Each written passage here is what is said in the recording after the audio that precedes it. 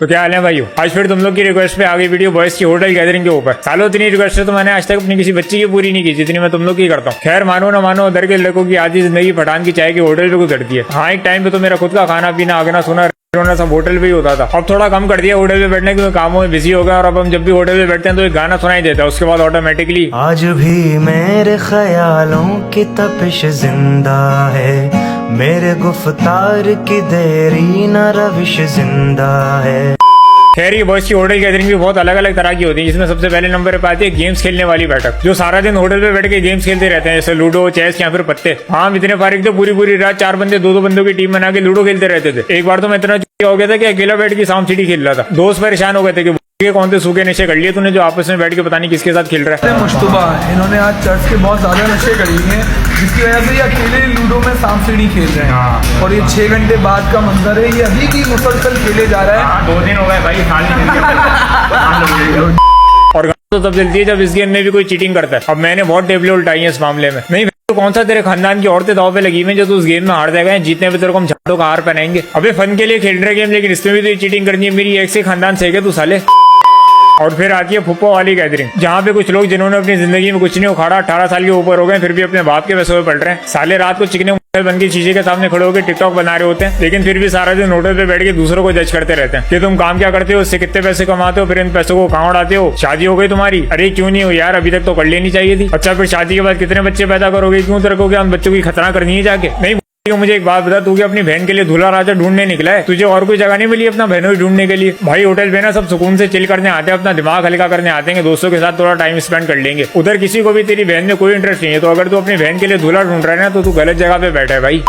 और मजा तो तब आता है जब होटल पे 3 दोस्त बैठे हो और उसमें तो 2 सिंधियों और एक बेचारे को सिंधी नहीं आती हो। वो 2 सिंधी अपने आपस में लगे रहते हैं, और बाबा छाते हो। फिर सामने वाला बोलता है, अरे तुंजी मोहब्बत साईं हुक्म के हो। फिर वो तीसरा वाला बोलता है, क्या इंग्लिश में बातें कर रहे हो तुम लोग, मुझे भी तो समझा दो यार। फिर उसको बोलते हैं, चुप रे भेड़, चुप करे चाय पी और घर बंच। फिर तीसरे वाले दोस्त का पीलक स्टार्ट हो जाता है, वो टोपी करा के निकलते हैं कि भाई मैं जरा 5 मिनट में आ रहा हूँ सामने से। और वो चला जाता है तो उनको याद आता है कि अरे हम आए तो उसी के साथ थे, अब ये चला गया, वापस घर कौन छोड़ेगा। फिर उसको कॉल करके बोलते हैं, अरे बाबा सही हमको छोड़ के चला गया तुम, अब हमें घर कौन छोड़ेगा, वापस आ जा यार। फिर वो सामने से बोलता है, भेड़ तेरी गुई में कीड़ा साले, रख फोन।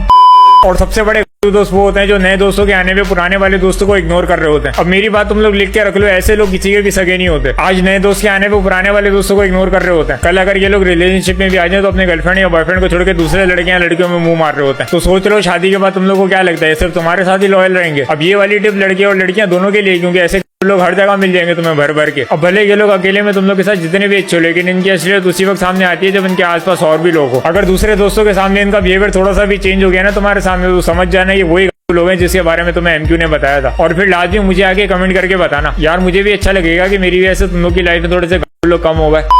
और फिर आती है 2 दोस्तों की बैठक। अब इनको बैठे बैठे पता नहीं क्या हो जाता है, ये लोग बातों बातों में अपनी अलग ही गहराइयों में चले जाते हैं। इनकी बातें बाइक की ट्यूब पे स्टार्ट होती हैं और चांद सितारों तक पहुंच जाती हैं। इनकी अपनी अलग ही रिसर्च चल रही होती है। कभी पाकिस्तान के मसलों पे बात कर रहे होते हैं, कभी बच्ची के मसलों पे, कभी रोड के मसलों पे, कभी मौसम के मसलों पे। कोई और ना मिले तो वेटर को ही बुला लेते हैं कि भाई तू उधर आके बैठ, हमें अपने मसले बता, हम तेरे मसलों पे बात करेंगे। एक बार ऐसे ही हमने अपने वेटर से पूछा कि भाई सारा दिन अपने मोबाइल में क्या करता रहता है तू? उसने बोला हम टिकटॉकर है, 30,000 फॉलोवर है हमारे टिकटॉक पे। मेरी तो बढ़ गई। मैंने कहा इसको नहीं बताइए कि मैं रोस्टर हूँ, टिकटॉकर को भी रोस्ट करता हूँ, वरना अगले दिन साला पता नहीं मेरी चाय में जहर मिला के ना ले आइए।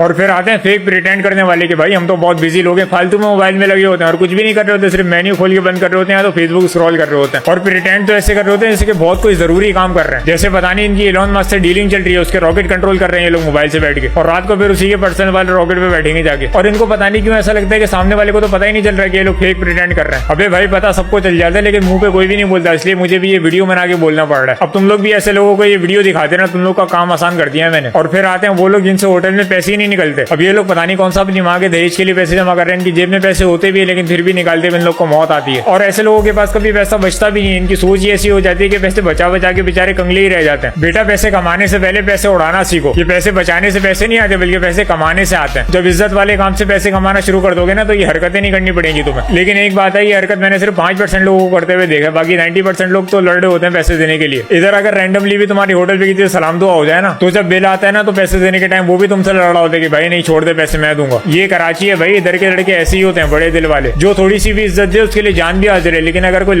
आगे भागे तो उसकी गांड मारना भी लाजमी है। तो बस भाई अभी के लिए इतना ही। बाकी अगर वीडियो अच्छी लगी और इस टाइप की और वीडियोस देखने की किसी और टॉपिक्स पे तो लाइक शेयर कमेंट सब्सक्राइब और घंटा दबा देना यूट्यूब पे। बाकी मिलते हैं फिर।